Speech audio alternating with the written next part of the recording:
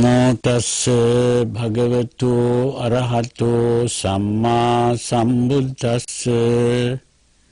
Namo tassa bhagavato arahato samma sambuddhassa. Namo tassa bhagavato arahato samma sambuddhassa.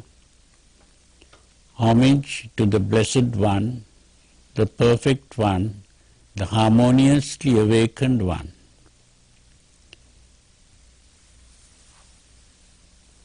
Today I am happy to be present and talk to you. My topic is, what is karma? Or, as you are familiar with this word karma, this word is not a law of punishment and reward. That is not the meaning of the word karma. Karma simply means our actions. But here the Buddha spoke about karma when he said, Cetana ahang bhikkhave kammang vadami, which means it is the emotional impulse behind the act that becomes karma, which means the motive. Cetana is the motive behind the action. Now what this means is, most people, when they worry about various things and when they speak about karma, they mainly refer to the circumstances that they are facing. People can have pleasant circumstances or unpleasant circumstances. And it is this circumstance that people begin to worry about or be glad about. And in explaining these circumstances, people think of karma as the cause of these circumstances. And then the circumstances become not karma but vipaka. Vipaka is the result or the consequence of karma. The important thing that the Buddha spoke of is to emphasize the karma, which is the action or the thought or the mental attitude that a person has, which can result in good or bad consequences. The emphasis is not on the consequence or the vipaka or the circumstance. The emphasis is on the attitude to circumstance. This is the important thing. It is the attitude to circumstance that we call karma. So the Buddha speaks of karma in terms of the 10 akusala karma or the 10 unwholesome actions or attitudes. And the Buddha's teaching is to avoid these unwholesome actions and to cultivate the wholesome attitudes. So he speaks of karma in terms of thoughts, speech and action. Action in the form of behavior. There are 3 kinds of unwholesome actions: hurting or harming others, and stealing or robbing or taking others' properties, which is not willingly given, and the sexual misconduct or sensual misconduct, like adultery or any other unwholesome sexual behaviors. The fourth one is to refrain from dishonesty, falsehood, lying. But this doesn't mean that we should be speaking the truth all the time. It's also important to understand. If the truth that we speak hurts another person, which may be insulting to another person or unpleasant to another person, we should not tell the truth. If it is a kind of harsh speech, we should not say it, although it may be true. We should not also speak the truth if it brings two people against each other, which means carrying tales around or gossiping. That sort of speech, even if it is true, should not be used. And the other is all kinds of speech that is maybe a truth, but it is a bad kind of low-level speech, idle speech, which may be harmful to people, even if it is not directly harsh speech, not directly putting two people against each other, but it may be bad speech. Then, of course, that means there are four kinds of good speech, or we have to avoid four kinds of evil speech there.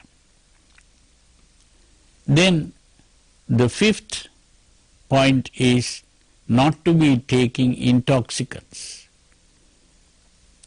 Now, really, when we speak of the 10 unwholesome actions, the taking intoxicants is not really included.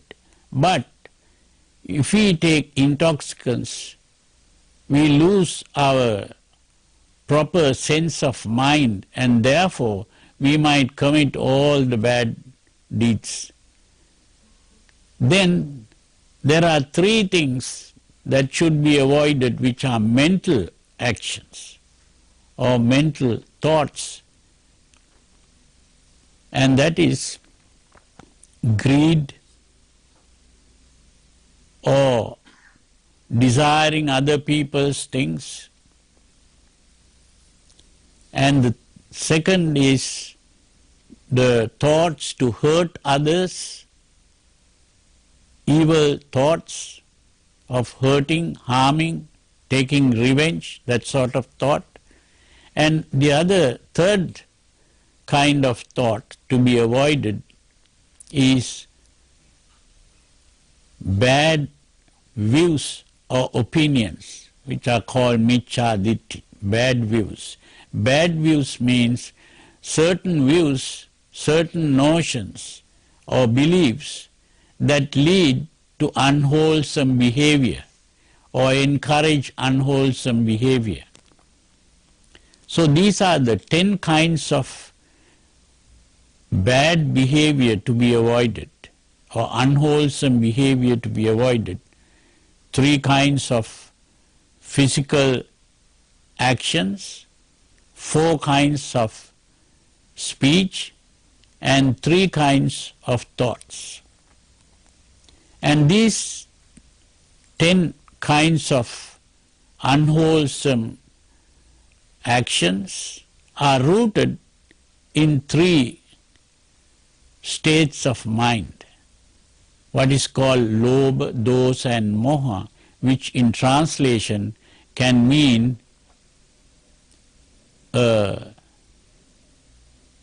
lust, hate and delusion.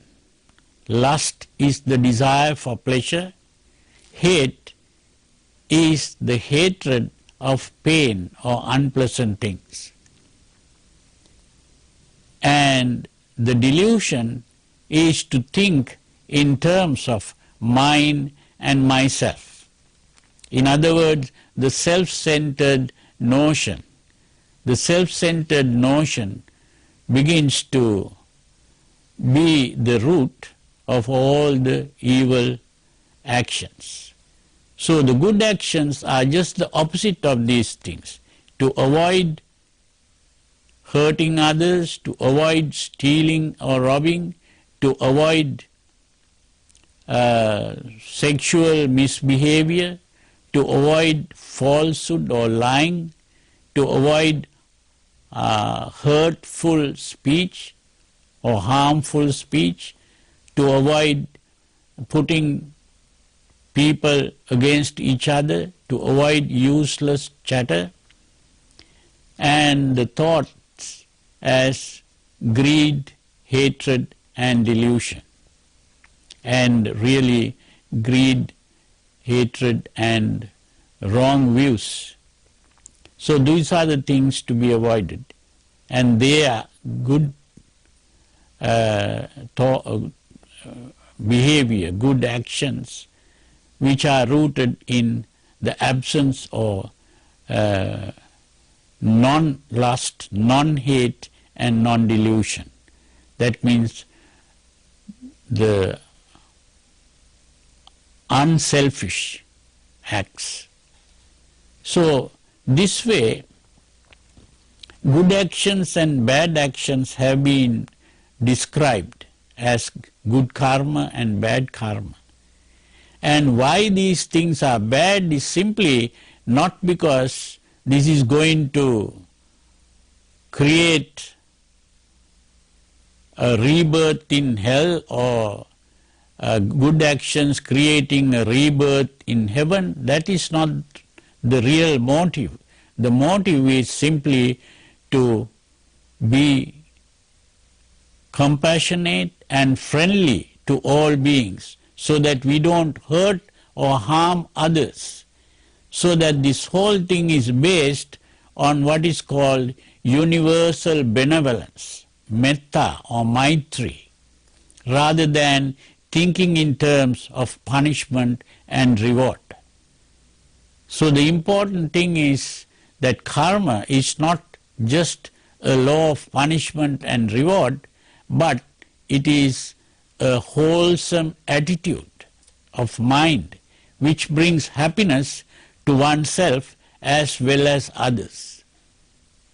So this is the important thing about the Buddhist concept of karma.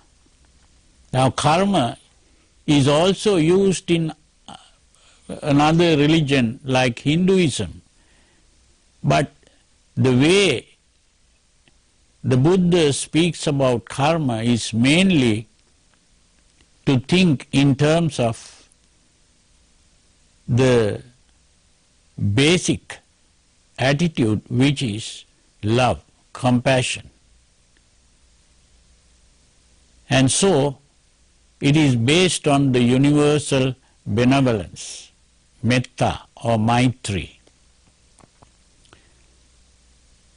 Another important thing that we should understand, which can be illustrated, is once a certain person came to the Buddha, and the Buddha asked him a question, "What does your teacher teach you?" And that person said, "My teacher says that killing is not good, it will lead you to hell. Stealing is not good, it will lead you to hell. Adultery is not good, it will lead you to hell. False speech and discourteous speech is not good because it will lead you to hell. And taking intoxicants or any harmful drugs is not good because it can lead you to hell. Then the Buddha says, well, if that is what your teacher taught, you'll all go to hell. Because sometime in your life you could have hurt someone. You could have been stealing even a small coin, or you may have been telling lies, or any of these things you could have committed, and then that will lead you to hell. But this is not the way I teach my disciples, he said. I teach that killing is a bad deed. Give up killing or hurting others. Stealing is a bad deed. Give up stealing and robbing. Sexual misconduct is a bad deed. Therefore, give up this.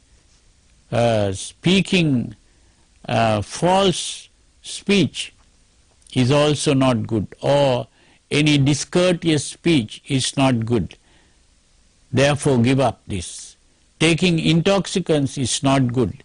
Therefore, give up this. So, saying this, my disciples, after I have explained this, they begin to give up these things and they begin to practice universal benevolence. They practice thoughts like, may all beings be well and happy. May all beings be well and happy. That's the kind of thought. And also the thoughts of compassion, where they begin to think, just as I should be well and happy, may all beings be well and happy. That means to consider others as important as oneself, making no distinction between oneself and others, just as a mother would treat the child with love and compassion. The child's happiness is the mother's happiness. The child's unhappiness is the mother's unhappiness. Compassion. And when a person cultivates this compassion, that person's mind becomes unselfish, completely selfless. And when that happens, this person's unhappiness, sorrows, grief disappears, because all sorrow, grief, unhappiness is self-centered. And when a person becomes completely unselfish and selfless, that person becomes a happy person. So he enjoys the happiness not of gaining things, but the happiness of selflessness. And when this happens, he can look within himself, but not think in terms of a self. And this way, when the mind is introverted or focused within, the mind becomes calm and tranquil. And when the mind becomes calm and tranquil and peaceful, whatever happens in the world, whether it is gain or loss, fame or ill fame, praise or blame, pleasure or pain, whatever happens in the outside world, it doesn't trouble or disturb the mind of this person. That state of mind is the real, peaceful, happy mind. And it is only when the mind is tranquil in this way, that we can really practice love towards all beings. Love not as an attachment, but as a selfless state of the mind, where we can become interested in the welfare of others for their sake, not to become interested in the welfare of others for our sake, but to become interested in the welfare of all beings without exception, in a selfless way. And this is possible only when our mind is calmed.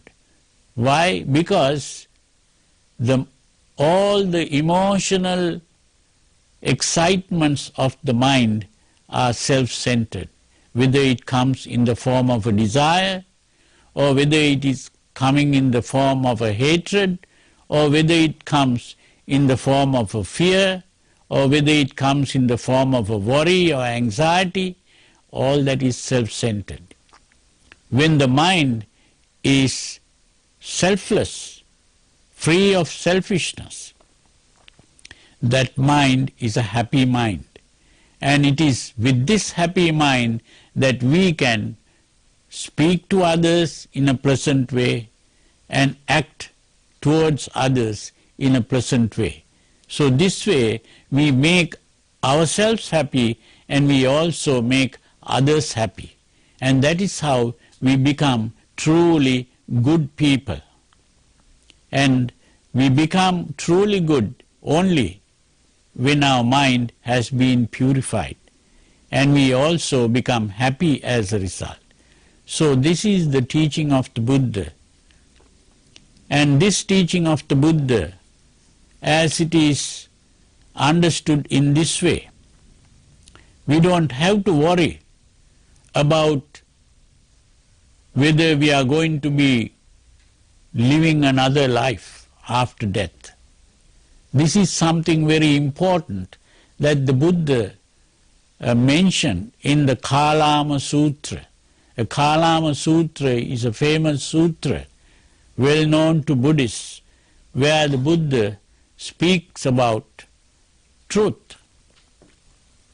This is where, when someone came and asked the Buddha, so many people come to us and speak about various ideas, and these ideas are all based on dogmatism. They begin to say that their view is the right view and all other views are wrong. So we are unable to make a decision what is right and what is wrong. So the Buddha said, don't go by what other people say. Don't go by traditions. Don't go by just believing whatever a person says. Don't go by reasoning or logical reasoning. Don't go even by direct observation. Don't accept anything as a truth. But whenever you know that when a certain thing is good, it is regarded as good by the wise, and it leads to the happiness of oneself and others, then you should be doing good. When it leads to the unhappiness of oneself and others, then you should not be doing that. So what is important here is not whether a statement is true or false. The important thing here is whether a statement or even an action is good or bad. So in other words, the important thing that the Buddha taught was the difference between good and bad, not what is true and false. Because the Buddha said everything is simply a statement which could either be good or bad. There is no such thing as a truth or falsehood in the world. What we can talk about is what is good and what is bad. This is why when a person came once to the Buddha and asked, "What do you teach? Is there something that you teach?" And the Buddha said, "I teach doing what is good and not doing what is bad." So doing good and avoiding bad is the teaching of the Buddha. This is why the Buddha said to refrain from all evil, to do what is good, to purify the mind. This is the teaching of all Buddhas. So this is the important thing to realize. And so I am very happy today to have been sharing my thoughts with you. And I hope you understood the teaching of the Buddha. May you all be well, peaceful and happy. Thank you.